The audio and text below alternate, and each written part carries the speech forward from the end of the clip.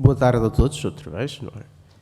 Depois desta breve pausa, vamos então retomar aqui os nossos trabalhos. Nesta sessão assumo o papel de moderador, com muito gosto, e agradeço à organização pelo convite. E tenho como intervenientes, para começar, o Dr. Rui Lourido, de resto que é o coordenador da Comissão Temática de Promoção e Difusão da Língua Portuguesa dos Observadores Consultivos da CPLP, que nos vai falar da lusofonia versus o mar, a língua portuguesa como ponte entre os povos. Dr. Rui Lourido, a palavra é sua, por favor, tenha bondade. Muito obrigado a todos, muito obrigado ao Sr. Coordenador deste painel. Gostava de agradecer a todas as autoridades que estiveram presentes e que apoiaram esta iniciativa. Em especial, gostaria de agradecer ao Presidente Rudezinho Soltelo e ao Vice-Presidente Ângelo Cristóvão, da Academia Galega da Língua Portuguesa. Gostaria igualmente de agradecer ao Diretor-Geral Armindo de Brito e ao Coordenador aqui, João Imapanzo, da CPLP. Agradecer também ao Secretário-Geral Vítor Ramalho da UCLA, que desde a primeira hora tem apoiado não só esta comissão temática, como o trabalho da cultura da UCLA, que teve com ele um grande desenvolvimento e expansão a todos os níveis da ação cultural, com a literatura tendo destaque também. Agradecer também à Xunta da Galiza o seu apoio. Na realidade, o título da minha comunicação pega nesta expressão de Virgílio Ferreira, da minha língua vê-se o mar. Esta é muito famosa citação que todos os vários continentes onde se fala o português têm vindo a repetir, já como o próprio Dr. Vítor Ramalho referiu, o próprio Fernando Pessoa concebeu uma expressão similar. Ora, gostava de, em nome da Comissão Temática de Promoção e Difusão da Língua Portuguesa, que, enfim, é uma das instituições consultoras da CPLP, de vos mostrar esta listagem de instituições. Como podem ver, são 15. Nela já estão 13 instituições da Galiza, a Academia Galega de Língua Portuguesa, por ordem alfabética, estão dispostas por ordem alfabética, a Associação das Universidades de Língua Portuguesa, mas temos a Associação de Professores de Língua Portuguesa da Galiza também, para além do Conselho Galego, do Conselho da Cultura Galega, para além das outras que podem verificar. Não vou ler todas para não ser, enfim, cansativo. Quanto ao plano de atividades que traçamos para 2021, ele tem uma grande abrangência a dois níveis. Temporal, porque tem atividades que são temporárias, e tem outras que são permanentes, que todos os anos ocorrem. E geográfica, essa abrangência, porque de Espanha temos, desde logo, iniciativas na Galiza, como esta.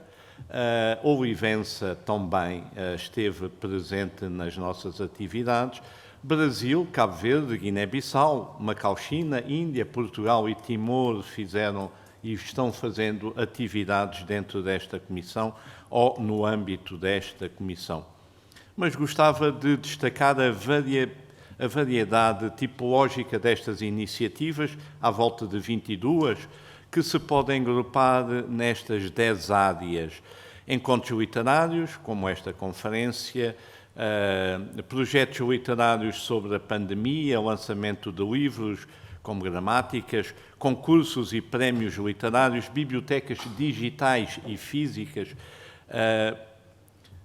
leituras e entrevistas online a escritores, agentes culturais, da lusofonia, da língua portuguesa, cursos de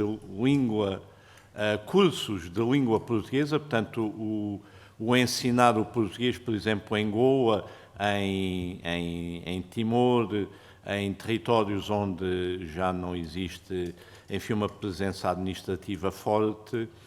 A língua vai ao encontro do comércio local, foi uma iniciativa que os nossos parceiros em Olivença promoveram através da língua portuguesa nos próprios lojas, pôr em português os produtos e a publicidade da loja, exposições, feiras, festivais, recitais de poesia, concertos, bailado, teatro, oficinas lúdico-temáticas, ciclos de cinema, programas de rádio e o Museu da Língua Portuguesa, o apoio à sua reabertura, que me permitam, irei citar 3 ou 4 das iniciativas principais.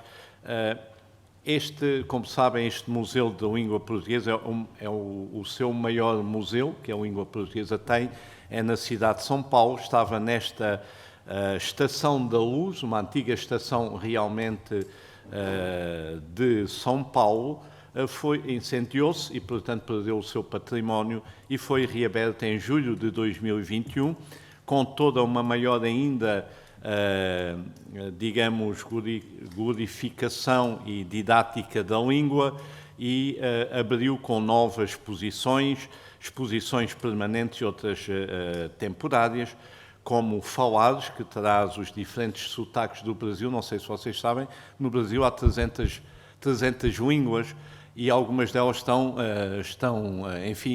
cessando, estão extinguindo-se por algumas das tribos indígenas também desaparecerem. E a língua portuguesa, como o secretário-geral do URCA, o Dr. Vítor Ramalho, frisou bem, a língua portuguesa está divulgada e é aprendida, ensinada e promovida em todo o Brasil de uma forma exemplar, enfim, agradecendo à televisão essa grande penetração. Outra exposição, Nós da Língua Portuguesa, é o seu nome, que aborda a diversidade cultural da comunidade de países da língua portuguesa, mas chamava à coação o Observatório da Língua Portuguesa, outra instituição que é nossa parceira, extremamente ativa e que conseguiu este ano fazer uma exposição que está no Google Art e, portanto, é acedida por milhões de pessoas e é uma exposição com 300 publicações organizadas em 23 bases temáticas. Não me deterei nela porque Francisco Nuno Ramos, seu secretário-geral desta Observatório da Língua Portuguesa, falará a seguir. Gostava de vos referir outra iniciativa, a Biblioteca Macauchina é o seu nome, porque, além do mais, ela é patrocinada pela Fundação Macau, do território de Macau. No entanto, chamo a atenção esta biblioteca, que é da iniciativa do Observatório da China, conta desde a primeira hora com o apoio e incentivo da UCLA e é uma parceria com a Biblioteca Nacional de Portugal, conta com o apoio já da Comissão Temática de Promoção e Difusão da Língua Portuguesa, é uma das suas atividades anuais, e ela tem já mais de 200 mil páginas, hoje em dia gratuitas online.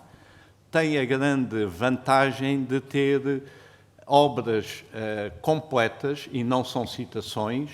Esta biblioteca põe à distância de um clique todos os territórios que falam língua portuguesa nela, apesar de ter só o nome Macauchina, porque as descrições que a compõem são descrições desde o século XVI ao século XIX e essas descrições vão de Lisboa ao Brasil, do Brasil à África, de África à Índia, da Índia à China e da China ao Japão. Portanto, esta biblioteca tem 200 mil páginas gratuitas, online, com livros que estão agora preservados para o futuro e que são de difícil acesso, alguns deles, devido à raridade dos mesmos, e ela pode-se entrar quer por autores, quer por títulos, datas ou pelas novidades. Sabendo o nome do autor, por ordem alfabética, vai-se clicar numa das letras e vai sair, ou então por datas, ou então pelos títulos da própria obra,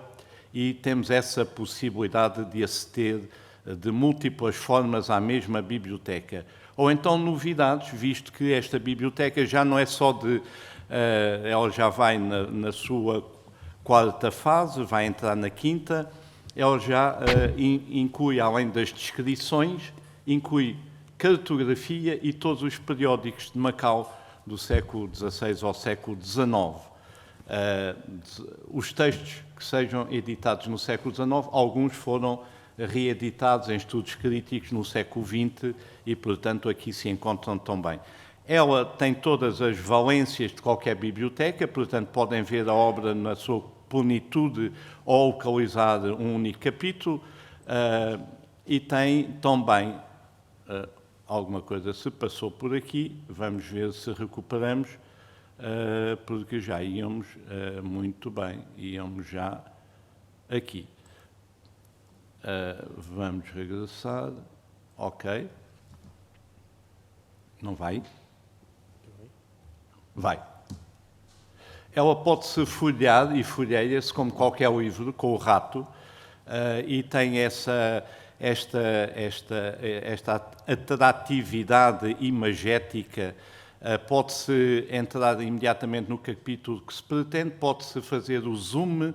Portanto, ela é uma biblioteca para apoiar os investigadores. Não é, ela é lúdica, como podem ver, é extremamente atrativa então nos mapas são lindíssimos, mas vocês procuram Sapato, procuram Évora, procuram Moçambique, procuram qualquer outro país, topónimos, antropónimos ou o que entenderem, digitam. Aqui, por exemplo, eu digitei China e no livro que estou consultando, que está desde a capa à contracapa, está total, ela encontrou 12 palavras. A palavra China apresenta-nos imediatamente a primeira e depois basta-me a mim seguir.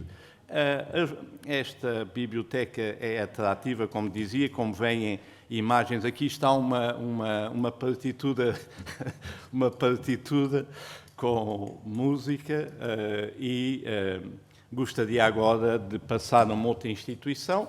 Esta instituição é a UCLA, que tenho muito a honra de ser diretor cultural da mesma e que, além da coordenação desta comissão temática, editou este ano livros, enfim, sobre a própria pandemia, tem um prémio anual de revelação literária, tem encontros de escritores e exposições temáticas. Este é o tal livro sobre a pandemia. É um livro muito curioso pelo seguinte, porque é uma tentativa da UCLA de pôr os gestores culturais e os escritores em língua portuguesa, dos vários territórios da língua portuguesa, a refletirem sobre o que é que estavam a viver na pandemia. O que era a pandemia para eles, como é que eles reagiram à pandemia.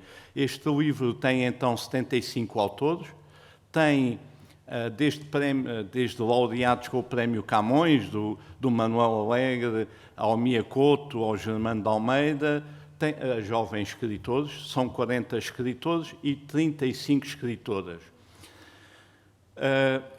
A originalidade é que eles têm desde Espanha, da Galiza à Olivença, a Goa à Índia, Macau, China, têm de todos os territórios para além dos 8 países de língua portuguesa e, portanto, têm essas reflexões.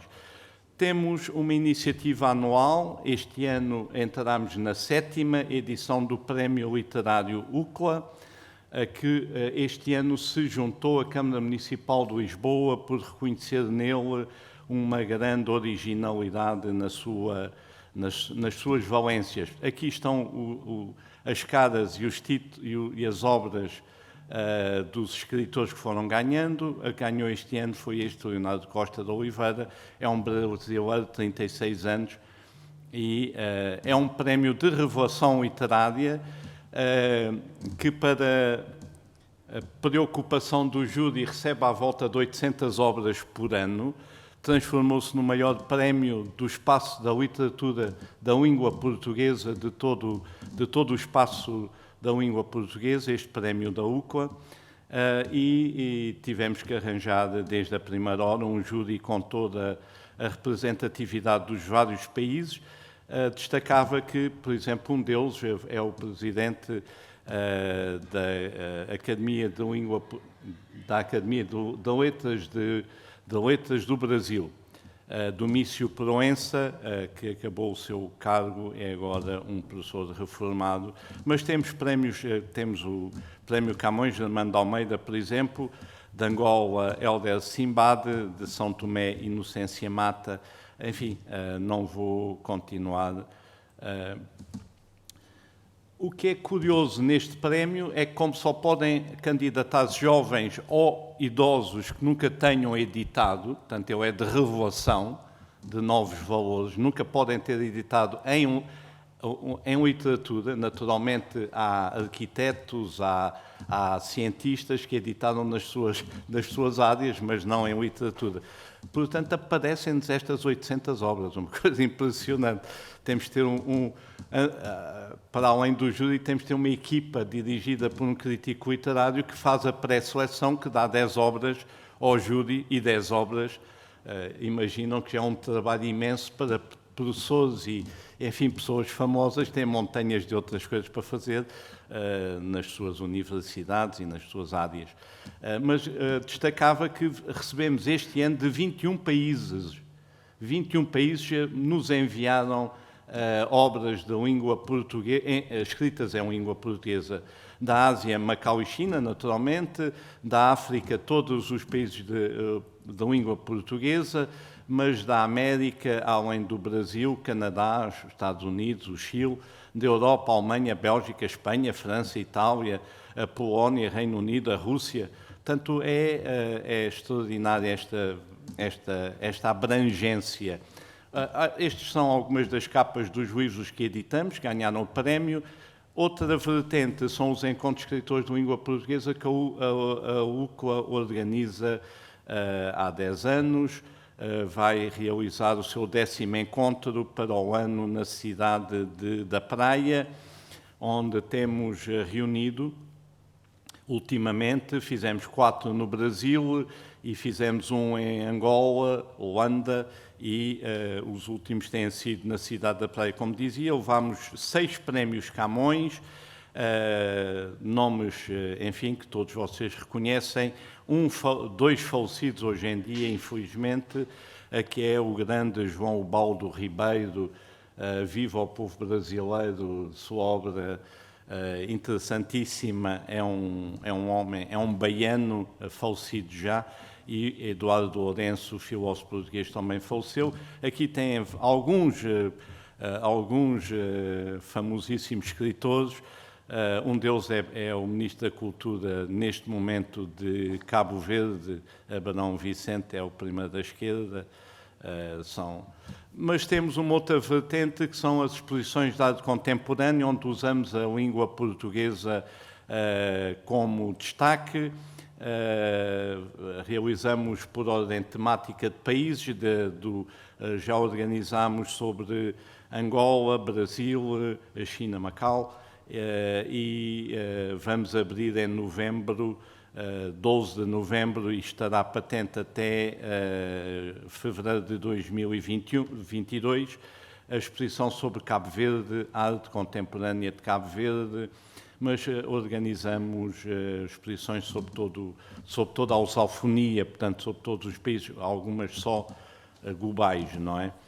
A língua é o maior património imaterial de um povo. A expansão da língua portuguesa, que ocorre desde o século IX à atualidade, expandiu-se a todos os continentes e lançou a semente e fez desabrochar a lusofonia em novos e promissores passos pela terra. Partiu desta cidade e de Lagos, esta é a cidade de Lisboa, no século XVI, uma pintura maravilhosa feita numa crónica de Dom Afonso Henriques, mostrava essa cosmopolitismo da cidade de Lisboa, chegando à China e ao Japão. Neste caso é um mapa da província de Cantão, é um mapa da província de Cantão que eu encontrei na Biblioteca da Ajuda. Eu sou historiador das relações entre a Europa e a China e, portanto, estudei este mapa e editei o mapa com um estudo sobre as legendas que estão em português.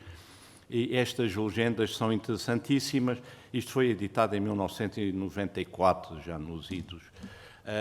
Um dos detalhes deste mapa é curioso porque, se vocês virem, não sei se eu consigo voltar atrás, se vocês virem, Cantão está no canto superior direito e Macau está nesta ilhazinha. Se virem, a estrutura arquitetónica tradicional chinesa aqui está, norte-sul, leste-oeste. Se virem, o mapa de Macau é tipicamente europeu, português medieval, com a cidade seguindo as linhas orográficas, as linhas do terreno e não organizado. Mas as legendas todas em português, uma pessoa com paleografia lê perfeitamente as mesmas, é muito curioso. Foi também na língua de Camões, isso é extremamente significativo, que os povos lutaram pela sua independência. Desde o brasileiro grito de Ipiranga à proclamação dos novos Estados de expressão portuguesa em África e na Oceania com Timor. Apesar destas vicissitudes históricas e da riqueza das línguas regionais, todos os novos Estados de expressão oficial elevaram o português como língua oficial de comunicação e aumento de afirmação nacional. Os novos Estados estão aí à vossa esquerda, como veem e que todos conhecem, mas são 32 as organizações internacionais que usam a língua portuguesa, desde as Nações Unidas à União Africana, à União Europeia, mas também a CPLP, como vocês acabaram de ouvir, e é natural. Ora, temos uma das características, também já aqui foi vincada pelo secretário-geral da UCLAR, o Dr. Vítor Ramalho, falou que todos estes povos estão unidos pelo mar e não divididos pelo mar. Mas esta zona económica exclusiva é uma das maiores do mundo. Ela quase une a África ao Brasil e, portanto, ela é de uma dimensão e de uma riqueza em que a língua é um elemento fundamental de promoção. Algumas notas sobre esta importância. Já foi dito que o português tem um valor económico, em 2008 já correspondia a 17% do PIB. O português, sendo a quarta ou quinta língua mais falada, a terceira língua europeia, a primeira do Hemisfério Sul, e é a quinta língua mais usada na internet e é que tem uma das maiores taxas de expansão. As projeções das Nações Unidas apontam que em 2050 quase 400 milhões de falantes, 500 milhões de falantes no final do século, mas um dado interessantíssimo é que o futuro G8, o português será a única língua europeia nele representada e é representada pelo Brasil, que será a oitava economia mundial. As nove economias da CPLP valem cerca de 2.700 milhões de euros, o que faria que, se isto fosse um país, ele seria o sexto país mais importante por esse PIB. Na internet, o espanhol e o português estão a tornar-se mais importantes, pois os utilizadores bilíngues preferem os sites de língua materna. De 2000 a 2019, o chinês e o português foram as línguas que mais cresceram na internet. O português falado nos 5 continentes, por mais de 260 milhões de pessoas, representam já 3,7% da população mundial. Nos Estados Unidos temos 275 a 300 universidades, onde num dos anos se é ensinada a língua portuguesa. 110 a 120 escolas do secundário. Mas o país, por incrível que pareça, porque nada faria supor, o país onde o português tem uma expansão que alguns professores, linguistas, na própria China, que estudam o fenómeno em Macau e no Brasil, chamam eruptiva.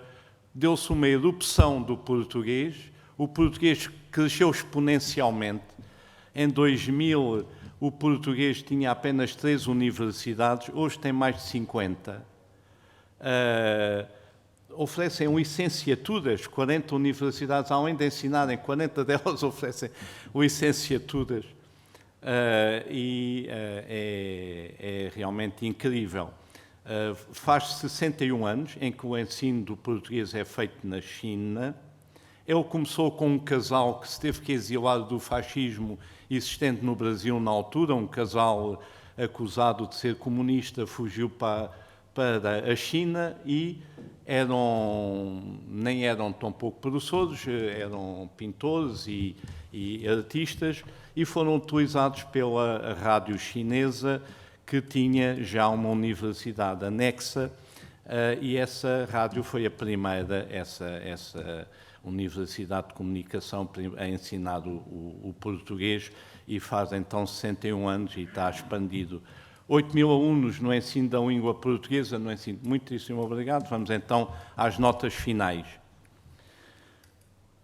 Com a morte do último falante de uma língua, ou a morte de um mestre a nível da cultura, um mestre de um ofício, não há como recuperar essa língua nem esse ofício, perdeu-se o conhecimento. A cultura, tal como a natureza, também pode sofrer perdas.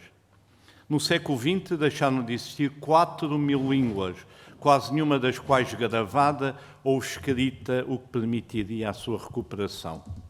As comunidades devem poder controlar os seus valores, práticas culturais, identidades, e não só nos termos da sustentabilidade económica. Os dias de hoje vivemos cativados pelo lucro e pela necessidade de tudo ter que ser rentável. As línguas e as culturas são elementos identitários dos povos e são alavancas do seu desenvolvimento socioeconómico. São elementos fundamentais à sustentabilidade e sobrevivência do ser humano na sua interação com a sociedade e o meio ambiente. Mas uma língua não é só isso. A língua tem contribuído para a paz e o diálogo, e é essa a sua principal missão, contribuir para o desenvolvimento amistoso entre as pessoas e que elas, principalmente neste mundo que vivemos hoje em dia, onde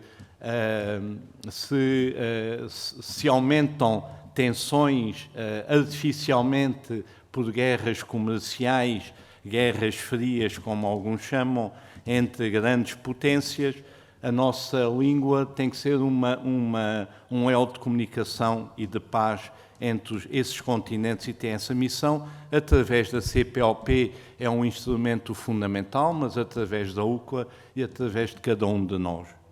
Os Estados devem promover as línguas e as culturas no equilíbrio, sem inferiorizar ou subordinar o ensino das línguas e que não tenham o lucro como ponto de partida. O passado e principalmente o futuro do enriquecimento cultural lusófono agradecem. Muito obrigado pela vossa atenção. Muito obrigado, Dr. Rui, por esta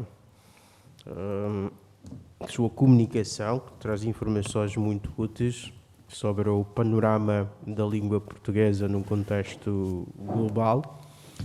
E, dado o avançado da hora, sem mais delongas, não sei se as condições estão criadas para que a professora doutora Edelise Mendes possa intervir. A professora Edelise Mendes é da Universidade Federal da Bahia e também fala pelo Observatório de Português Língua Estrangeira e Língua Segunda, PLE, PL2. Portanto, de resto, é uma figura no nosso contexto que dispensa a apresentação. pelo trabalho que tem estado a desenvolver nesta temática e capacidade de intervenção quase que permanente em fóruns desta natureza. Estimada professora Edelise Mendes, boa tarde e um prazer tê-la conosco, ainda que virtualmente, não é? Mas também são as facilidades que as tecnologias nos oferecem, que de alguma forma nos aproximam a pessoas mesmo que não estejamos no mesmo espaço físico. Professora Edelise, por favor, tenha vontade.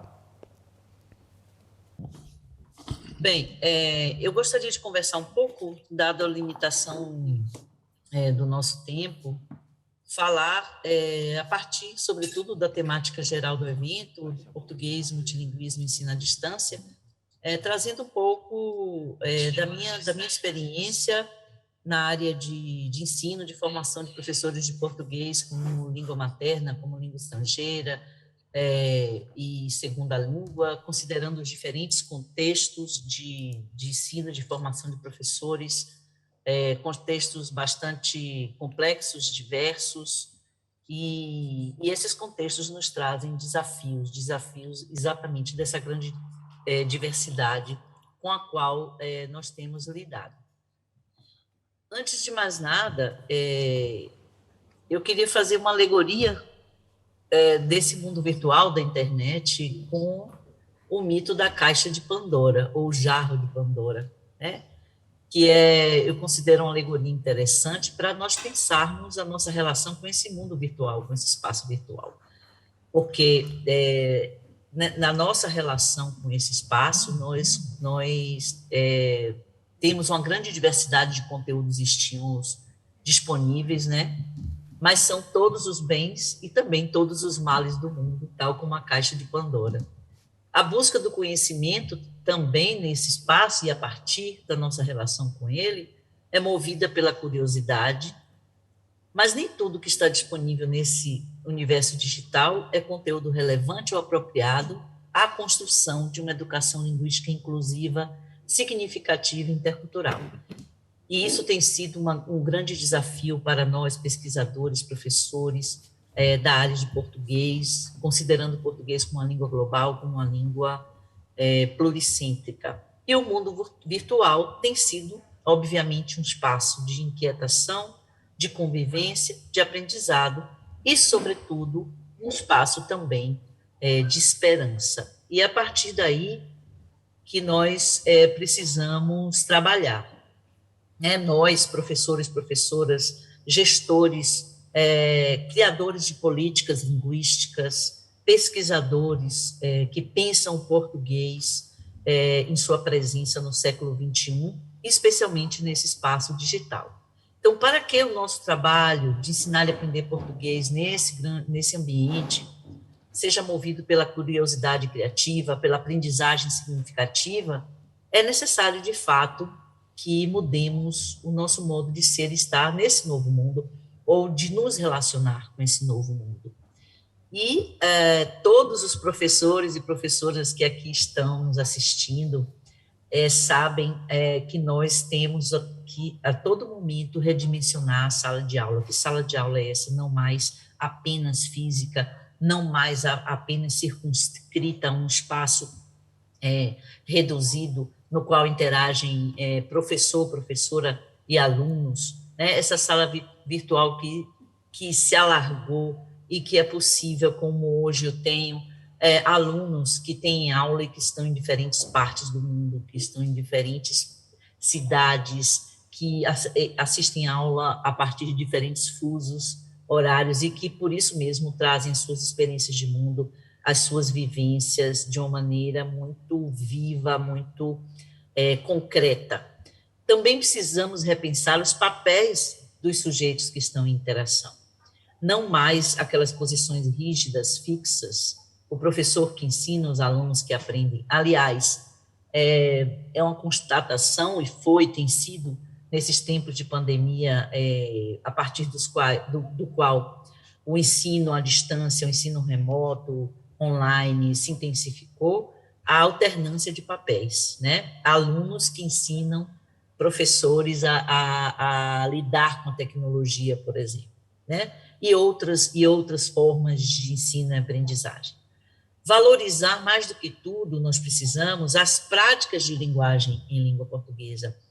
Menos conteúdos de língua, no sentido restrito à questão conceitual, e muito mais práticas de linguagem. Ler, ouvir, falar, assistir um vídeo, conversar sobre, viver a língua em sua dimensão, em seu potencial mais forte, né? Considerando exatamente toda a possibilidade de recursos que esse mundo virtual nos dá. Construir a experiência da interculturalidade nunca foi tão importante.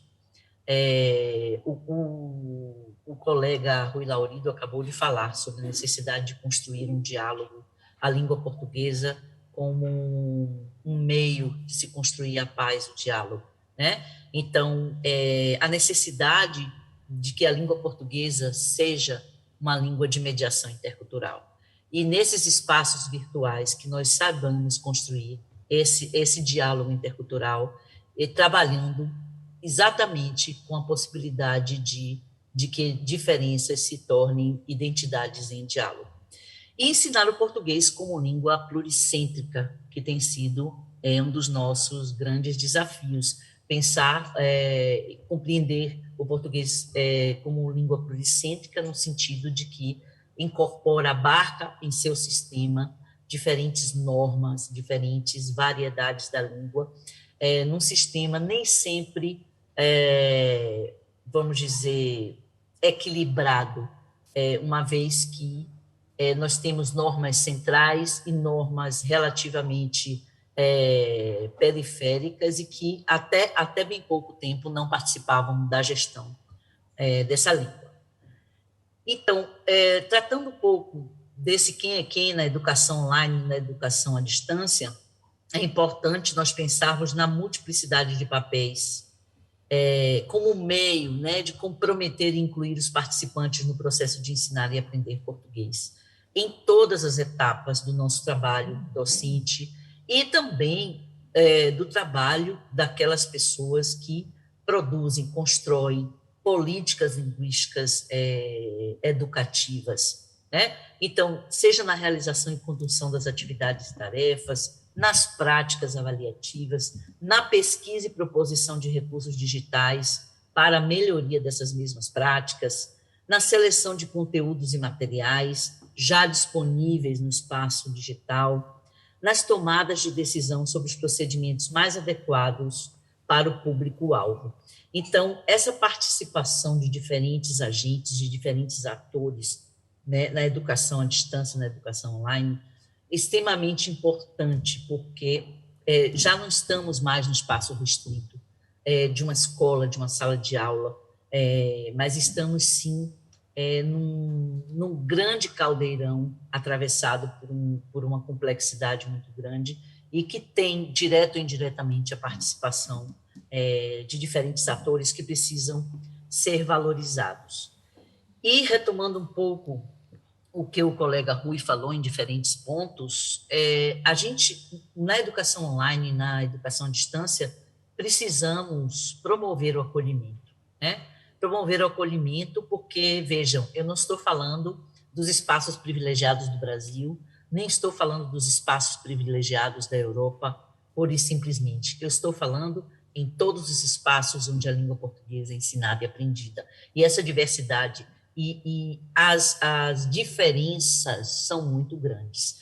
Então, precisamos criar condições para que o ensino da língua portuguesa, seja como língua materna, como língua estrangeira, segunda língua não materna, seja qual for a designação que utilizemos, ela precisa ser uma língua de acolhimento. A partir, por exemplo, da compreensão de que existem diferentes expectativas e culturas de aprender nessa grande diversidade, que há dificuldades de aprendizagem e bloqueios cognitivos decorrentes dessas mesmas culturas de aprender, que há os choques culturais e embates entre visões de mundo e experiências, por isso que a mediação intercultural é fundamental para que o ensino de língua, para a educação linguística no século XXI seja bem sucedido. há dificuldades de trato com as tecnologias digitais, muitas e muitos de nós vivenciamos isso concretamente aqui no Brasil, no continente africano, no continente asiático, também na Europa, em diferentes circunstâncias. Dificuldades de acesso a recursos que favoreçam a participação online, isso aqui, por exemplo, nas minhas salas de aula e em diferentes partes do Brasil tem sido uma realidade. Sofrimentos e opressões do tempo presente. Quem não tem passado por sofrimentos e opressões após quase 2 anos de uma pandemia que nos deslocou, né, da nossa vida cotidiana? E a convivência também de diferentes normas do português em um espaço de aprendizagem que se pretende pluricêntrico, ou seja, que precisa compreender a língua como uma língua pluricêntrica. Então, a partir dessas primeiras provocações, eu quero mostrar 2 exemplos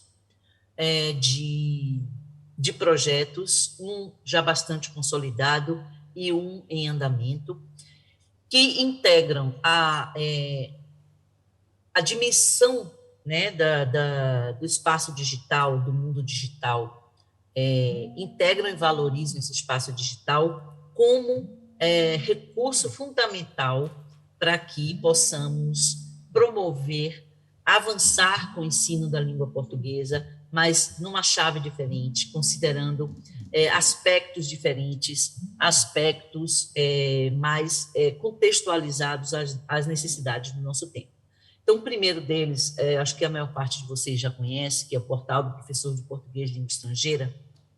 É uma plataforma online desenvolvida pelo Instituto Internacional da Língua Portuguesa e que tem, pela primeira vez, a participação de todos os Estados-membros da CPLP, trabalhando em conjunto para produzir materiais e recursos para o ensino de português como língua estrangeira, língua não materna. Então, essa é uma iniciativa, uma das primeiras iniciativas, de fato, que considera a língua, o português como uma língua pluricêntrica e que atua através de uma forte política, utilizando o benefício, né, desse espaço digital para promover uma língua como nunca antes havia sido feita, justamente pela participação e pela inclusão de normas e de Estados-membros que ficavam, a maior parte das vezes, à parte das decisões sobre a língua.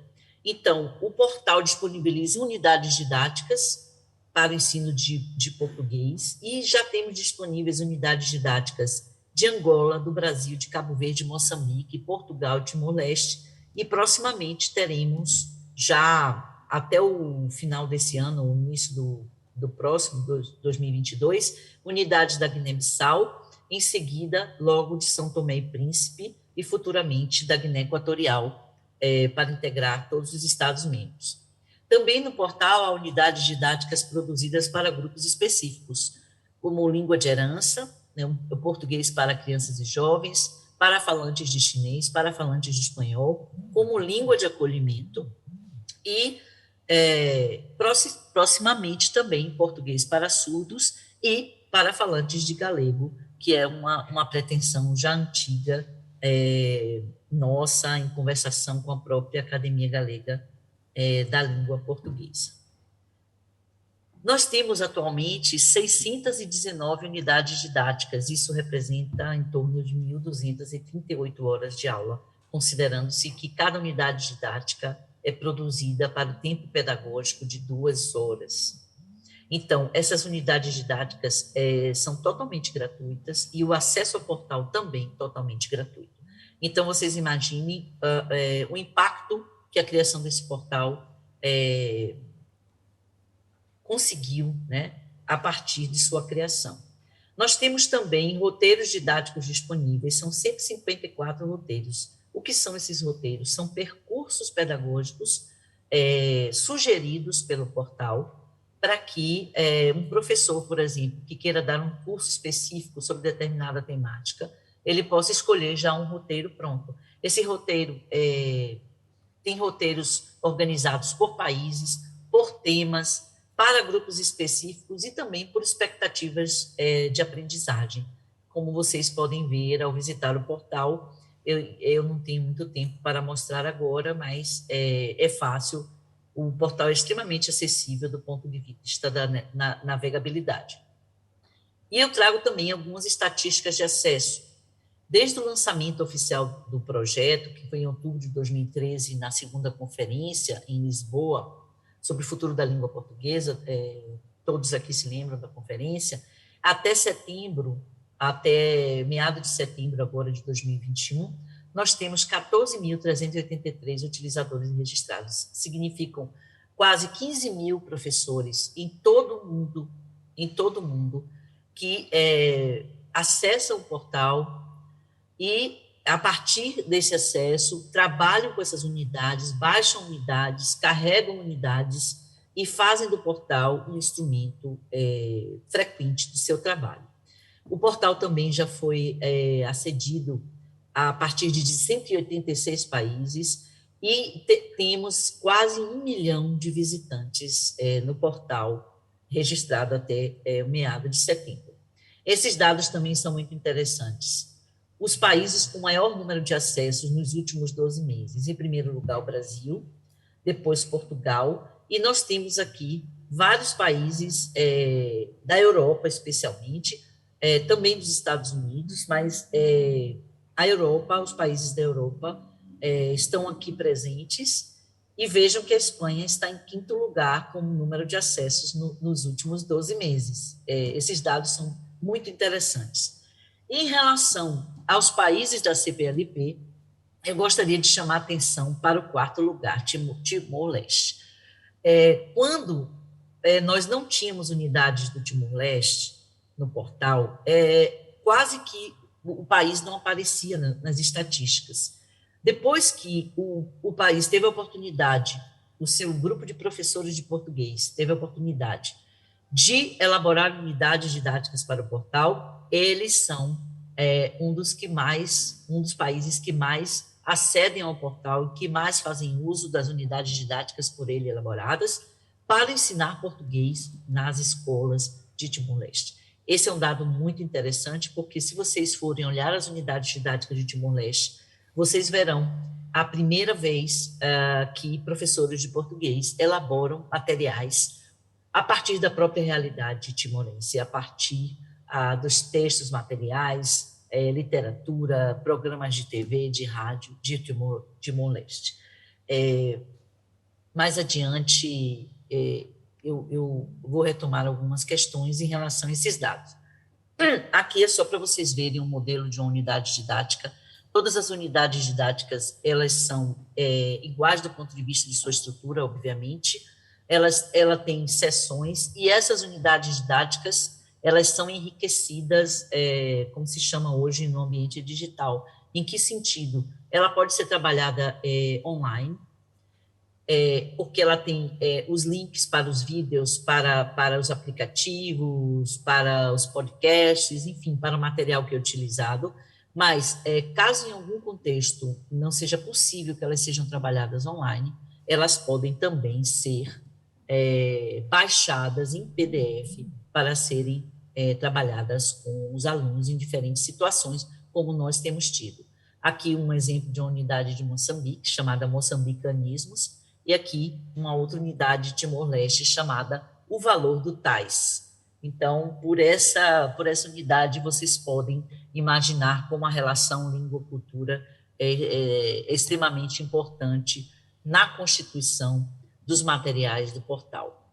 O segundo projeto que eu gostaria de fazer referência, estou um pouco corrida por causa do tempo, é o Português Pluricêntrico, que é um curso de formação de professores de português como língua pluricêntrica, que é uma iniciativa do Instituto Internacional da Língua Portuguesa.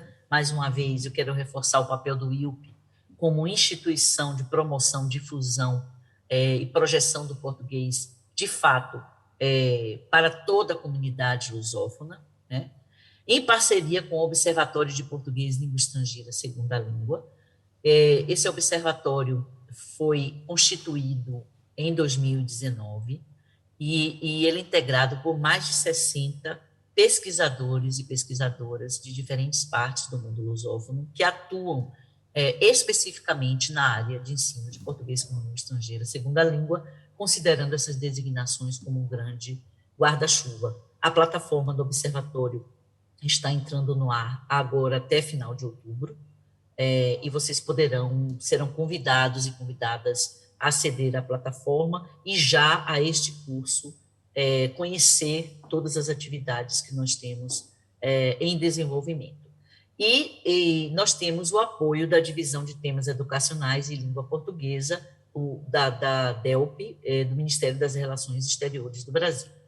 Esse curso vai ser realizado à distância, com uma carga horária de 48 horas em seu total, sendo 46 assíncronas e 6 apenas síncronas, que são apenas 3 encontros entre os professores do curso e os cursistas ou os professores participantes do curso.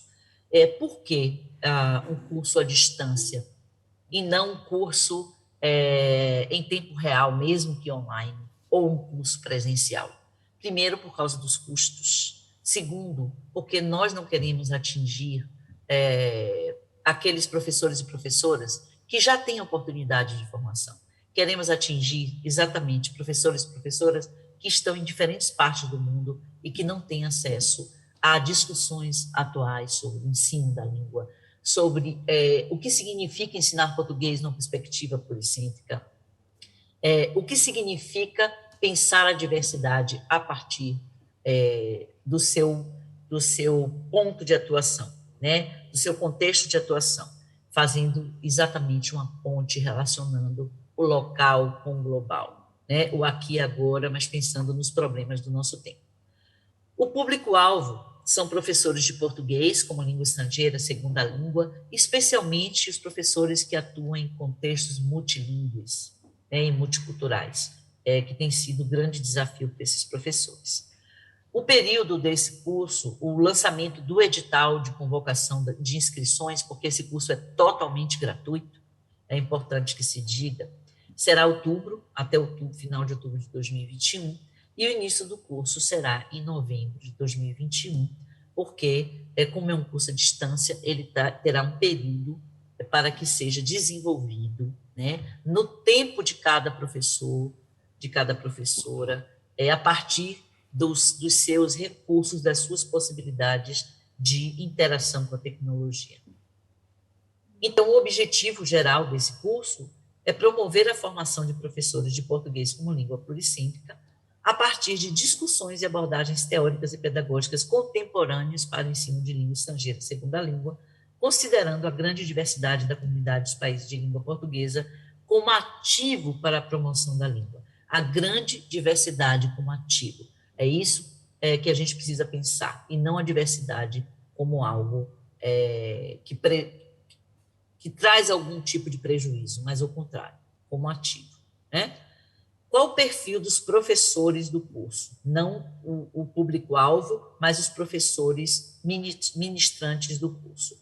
São pesquisadores e professores especialistas na área de português como língua estrangeira e segunda língua, como eu já referi, e que integram o Observatório de Professores de Português, o Observatório de Português como língua estrangeira e segunda língua.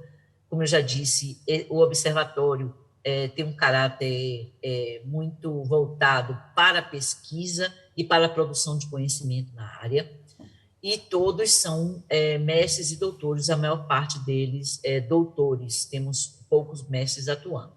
E, atualmente, nós temos mais de 25 professores atuando nesse curso. Aí vocês podem pensar, mas como isso é possível, né?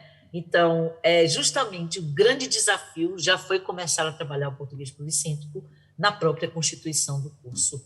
Tudo é discutido com esses professores, e não é fácil.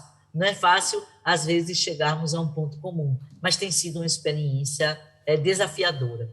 Então, nós temos convivido com diferentes usos e variedades do português e precisamos negociar. E esse espaço de constituição do curso já é, em si, a vivência da pluricentricidade do português que nós queremos imprimir a esse curso, né? Então, nós temos, então, pesquisadores de países da CPLP e também de outros países que são professores e professoras de português como língua estrangeira e segunda língua.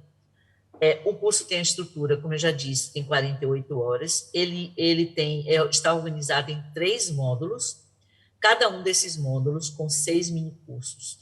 Então, vejam que 18 minicursos tratando de diferentes temáticas que vão contribuir para a construção da visão desse português pluricêntrico que nós queremos debater, que nós queremos problematizar, que nós queremos, vamos dizer, colocar à disposição dos professores e professoras de português para que a gente possa repensar que língua é essa, que português é esse, né? É chamado de língua global, língua internacional, mas como pensar essa língua na prática, nas nossas salas de aula de português, né, na produção dos nossos materiais.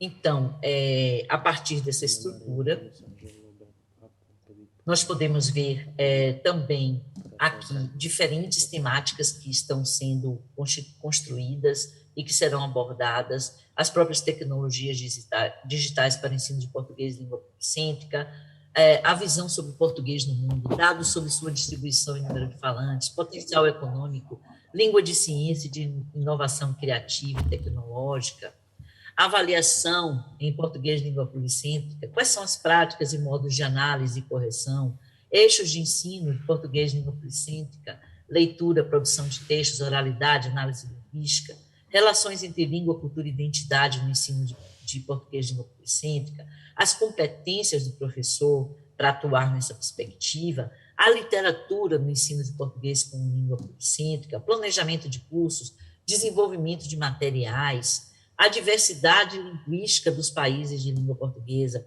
variedades e normas linguísticas, como pensar o que é norma, né? O que são variedades, por que dizemos que uma língua pluricêntrica é uma língua que abarca em seu sistema diferentes normas linguísticas, né? Diferentes línguas, culturas em português. Contextos de ensino e de atuação do português como língua pluricêntrica, especificidades, problemas, perspectivas.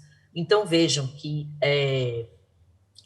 essas diferentes temáticas, e aqui eu trouxe apenas algumas para que tenham uma ideia do que vamos tratar, são extremamente importantes e estão assentadas nas tendências contemporâneas para a educação linguística, pensando no século XXI, no século em que estamos, dentro do qual ensinar e aprender já não se restringe mais, como eu já falei, a esse espaço da sala de aula, à nossa escola, ao nosso contato pele a pele, corpo a corpo, mas sim, cada vez mais, o português se afirma como uma das línguas de maior procura na internet e de maior visibilidade a partir da sua presença, forte presença no mundo digital.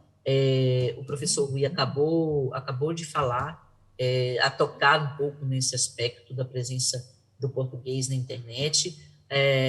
Acho que ainda na programação o professor Giovanni Oliveira tratará dessa questão especificamente, e muitos outros colegas aqui também, e isso é inevitável. Nós precisamos pensar como essa língua cresce, né? É muito bom que ela cresça, mas em que medida isso vai afetar as nossas estratégias de ensino, de formação de professores, de desenvolvimento de novos materiais, de desenvolvimento de recursos digitais para fazer frente a esse avanço. E isso é fundamental.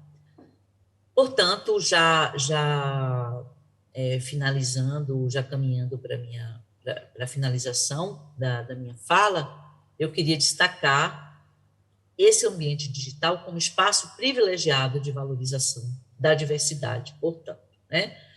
Porque ele permite a articulação de recursos e procedimentos pedagógicos multidimensionais, que são experimentados em diferentes contextos de criação e de uso. Por exemplo, a multidimensionalidade entra hoje na nossa sala de aula a partir dos textos aqui no sentido amplo, verbais, visuais, toda sorte de signo, de significados, né? A multimodalidade, que compreendida como um espaço multissemiótico de construção de sentidos, e a partir do uso de estratégias que estão localizadas, não aqui, agora, na minha sala de aula, o livro que está na prateleira, mas um recurso que é, por exemplo, chinês, ou um recurso que é argentino, e que eu trago para a minha sala de aula, e que articulo com as minhas experiências, com os recursos que já possuo. Então, essa possibilidade de trânsito e de articular experiências que o mundo digital nos dá. A exposição e convivência com a diferença. Nunca fomos tão expostos à diferença, né? E isso é um grande desafio para professores e professoras de português, para gestores, para criadores de políticas, forçando-nos a exercitar a mediação intercultural. Não existe ensino de língua na contemporaneidade que não seja construída a partir da mediação intercultural, professores e alunos como agentes de interculturalidade. E o português, mais do que tudo, por ser uma língua presente, né, em 4 continentes, espalhada em todos os cantos do globo, não seria diferente. O português que atua como uma língua de mediação intercultural. E o ambiente de aproximação e de convivência de diferentes línguas, culturas em português.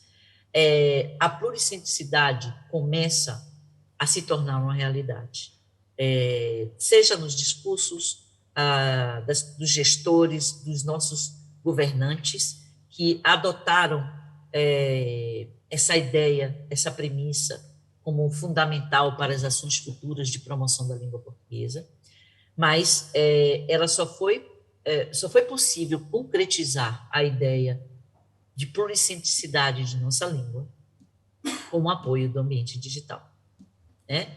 Com o importante crescimento do português no mundo digital e com o apoio do ambiente digital como um fundamental recurso para que a pluricentricidade do português seja reforçado e que, de fato, exista como uma política de todos nós. Então, muito obrigado novamente aos meus amigos da Galiza, a todos os amigos que estão aqui presentes, aos assistentes também. É um prazer estar aqui. Obrigada. Muito obrigado uma vez mais, professora Delice, por esta... E axé aqui da Bahia. Muito obrigado. Chegou bem, obrigado.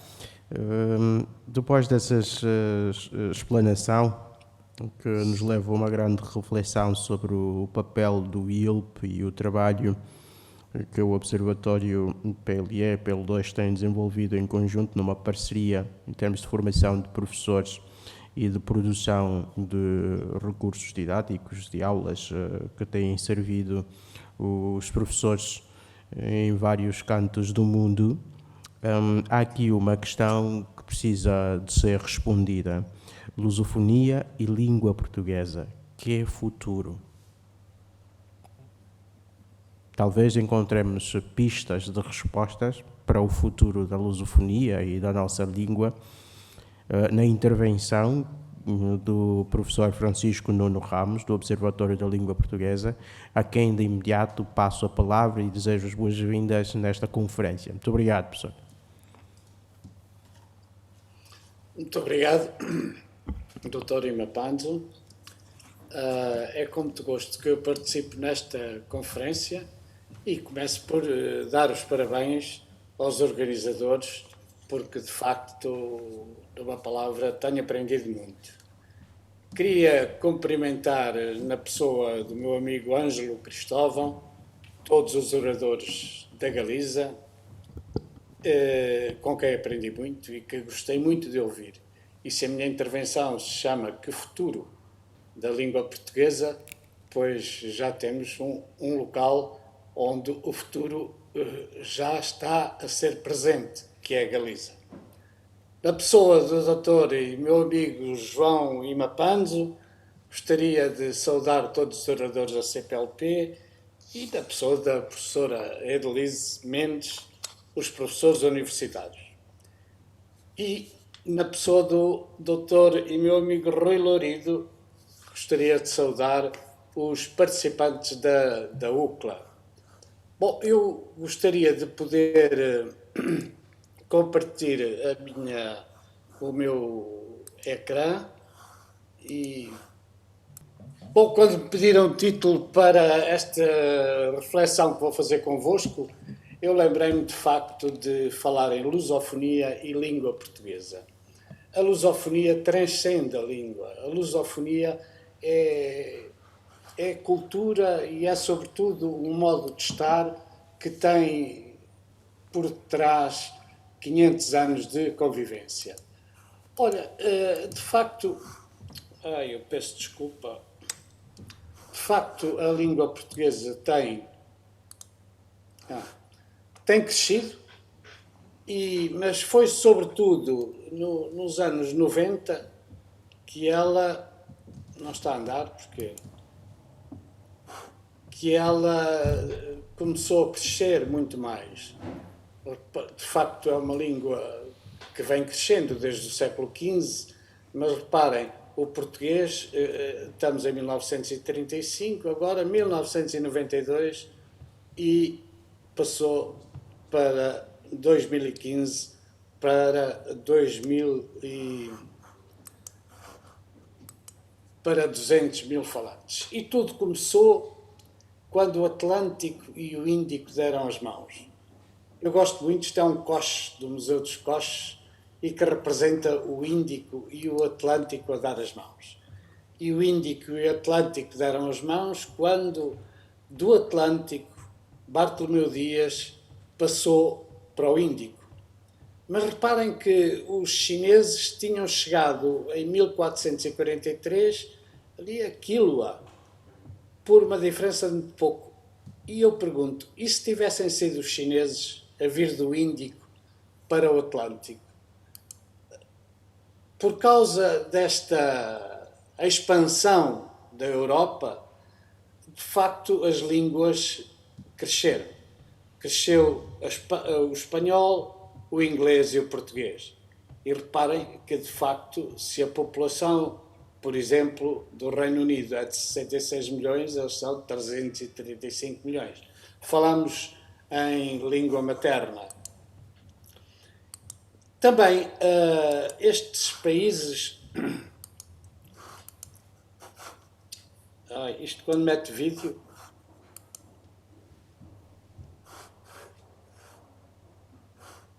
Estes países, reparem, os países de língua portuguesa têm uma extensão territorial notável. Diz-se que a Rússia é o maior país, mas reparem, se eu colocar Angola, Brasil e Moçambique na Rússia, quase que ocupam toda a região. Portanto, temos uma extensão muito grande.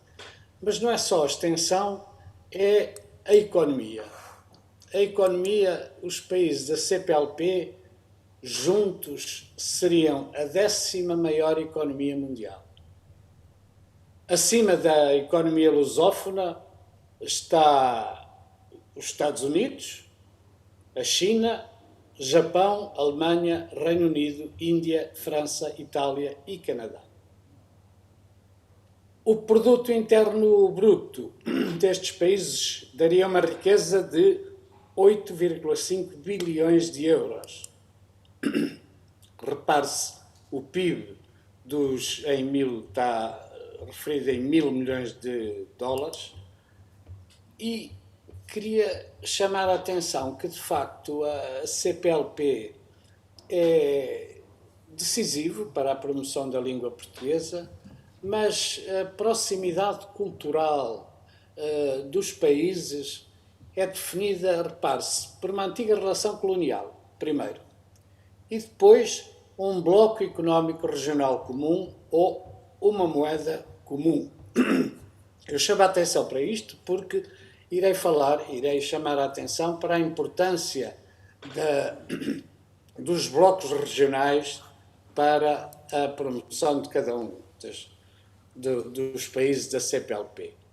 E hoje falamos em lusofonia, mas já se está a falar em iberofonia. a iberofonia, que tem a ver com a totalidade dos países de língua espanhola e portuguesa, e que tem a ver com esta realidade. Repare-se, o português e o espanhol, juntos, constituem, não sou eu que digo, isto é dito por um estudo que diz que constitui o português e o espanhol a segunda língua materna mais falada. De facto, falamos em língua materna, porque o português, se reparem no gráfico, se como língua materna são 270 milhões, como língua segunda são muito poucos. Enquanto que o francês, por exemplo, de que pouco se tem falado, o francês tem um peso bastante significativo. Reparem no gráfico, como o rato não consigo apontar, mas o francês tem 75 milhões de falantes de língua materna, mas tem 193 milhões como língua segunda. E fala-se em iberofonia, e eu chamo a atenção para que recentemente o rei de Espanha recebeu o presidente angolano e foi o rei de Espanha quem disse: Espanha recebe sempre os angolanos como parte do mundo da iberofonia, a quem pertencem todos os que falam espanhol e português.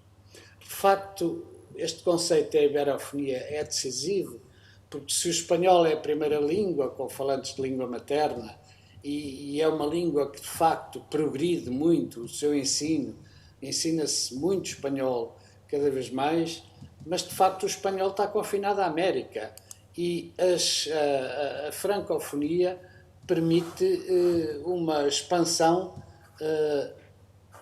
muito grande. Por isso, e permite uma realidade cultural nova, não é? A língua é uma característica significativa da América Latina e de África. Daí que uma ligação África-América Latina é decisiva. E porquê? Porque, desde logo, pela população. Repare-se na mancha azul do mapa, são os países onde a população mais aumenta. Portanto, desde logo, a África tem população. Mas tem também terra arável e água. Estima-se que mais de 50% das terras aráveis ainda não exploradas se encontram em África e na América Latina. Estas duas regiões juntas poderão produzir os recursos alimentares que são necessários adicionar ao mundo até 2050. Neste gráfico está também visível a importância deste eixo emergente América Latina-África e, repare-se, eu gostaria... Não abre.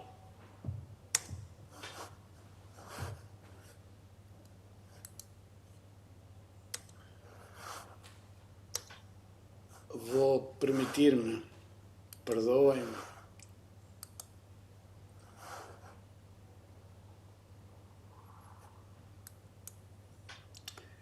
Eu socorrer-me deste estudo, que o texto é de Carlos Lopes, que foi secretário-geral adjunto para a África e que é um professor de um reconhecimento muito grande. Ele chama a atenção para a faixa populacional que entre os 10 anos e os 24 que está a diminuir. Diminui na China, no Japão, na Europa, na América Latina, e isto é muito significativo. Esta diminuição da população. E porquê? Tenho que voltar aqui ao outro local.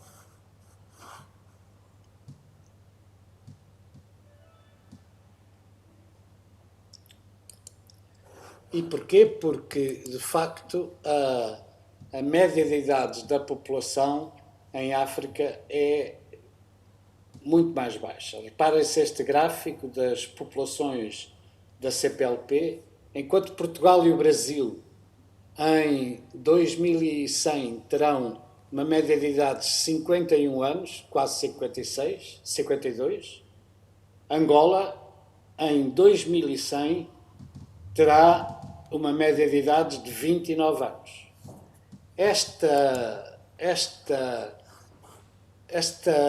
A questão da idade é extremamente significativa. Os jovens na faixa etária de 10 a 24 anos representam a maioria da população de África. No entanto, os jovens têm quase 2 vezes mais chances de ficar desempregados do que os adultos. Este é o problema, esta é a questão de futuro. E, apesar de terem acesso a um ensino muito melhor, apesar de haver uma alfabetização crescente e um conhecimento científico crescente, o desemprego ainda é uma realidade. Se 3 em 4 africanos têm hoje em média 20 anos, isso significa que haverá uma demanda maior para empregos decentes e modernos. Então, se por um lado há dificuldade de acesso ao emprego, por outro lado há aqui um potencial de trabalho com muito maior competência. E, dado o envelhecimento da Europa, a Ásia e a América Latina, a juventude africana não é apenas decisiva, crítica para a África, mas para o desenvolvimento contínuo do mundo como um todo. Portanto, esta questão da idade será decisiva. Se o século XX, no século XX surgiu uma economia global baseada no conhecimento, o futuro pertence aos jovens. Aceitamos também que em 2021 a maioria deles serão africanos. E quem é que decide hoje o futuro? Eu só gostaria de chamar a atenção para as organizações políticas onde que promovem a integração regional e que serão decisivas. E chamaria a atenção que aqui é que devia haver política dos governos. Uma intenção é reforçar a posição do português no Mercosul, se bem que aí ainda está melhor, na SADC. A SADC tem Angola e Moçambique, mas de facto a SADC é um futuro centro, já é de decisão. Mas qual é a participação do português na SADC? É preciso investir e na União Europeia e na CEDEAO. Repare-se a importância que teve a CEDEAO nos recentes problemas políticos na Guiné. Portanto, estes serão centros de decisão que é preciso contar. E na ASEAN. Timor ainda não é membro da ASEAN, no entanto, têm sido feitas propostas e há questões políticas por resolver. Mas o futuro do português está nestes centros de decisão, mas está também e sobretudo na inteligência artificial. Hoje nós vamos à internet buscar saber, buscar o conhecimento e é preciso haver política. Numa palavra, eu gostaria de dizer que quando falo em língua portuguesa que futuro, já temos dito muito sobre a sua disseminação no mundo e a importância da língua portuguesa como uma língua que está na linha da frente das línguas de comunicação internacional, mas e o esforço que tem sido feito no domínio da inteligência artificial? Os políticos deviam, primeiro, pensar que a língua portuguesa devia estar em todos os sites das organizações internacionais. Infelizmente, isso não se verifica perfeitamente. Na União Africana, na CEDEAO, na SADEC, isto pressupõe intervenção política. E, por outro lado, também, como dizia hoje, e muito bem, o reitor da Universidade de Santiago, o professor António Lopes Dias, ele perguntava, e as máquinas? É preciso fazer com que as máquinas estudem e falem a nossa língua. O que é que tem sido feito por esta realidade? Em Portugal, e talvez no mundo lusófono, chama a atenção que, esta é a minha opinião pessoal, que quem mais tem trabalhado são empresas privadas, nomeadamente esta, a Primeira, é uma das 5 empresas europeias a integrar o CELMA, cujo objetivo, e isto já está a funcionar, cujo objetivo é a criação de uma plataforma multilingue. A Primeira também tem tido um esforço muito grande para que o português esteja nos computadores, no Google, para que imediatamente nós possamos aceder à informação em português. Por isso, acho que o futuro passa muito por aqui. Eu não vos vou demorar mais tempo, deixo estas ideias e, repito, foi com muito gosto e com muita alegria que assisti a esta conferência, onde tive a oportunidade de aprender bastante. Muito obrigado. Muito obrigado, Dr. Francisco Nuno Ramos, por responder ao desafio de forma clara, não é? Há quem empreender no mundo digital para que a língua ganhe projeção e neste contexto, e não só, e se mantenha viva e útil aí onde é necessário, sobretudo no contexto de organizações internacionais tão relevantes para a vida das nossas populações e dos nossos países de uma forma geral. Bem, creio que com esta intervenção chegamos ao fim deste painel e, de acordo com a programação, retomamos os trabalhos da parte da tarde às 16h30. Agradeço uma vez mais a todos os preletores inscritos neste painel pela qualidade das intervenções feitas, que nos trouxeram informações bastante pertinentes, que tornaram-nos mais ricos, não é? Desde já agradecer também à organização por este momento e pela qualidade dos trabalhos. Muito obrigado.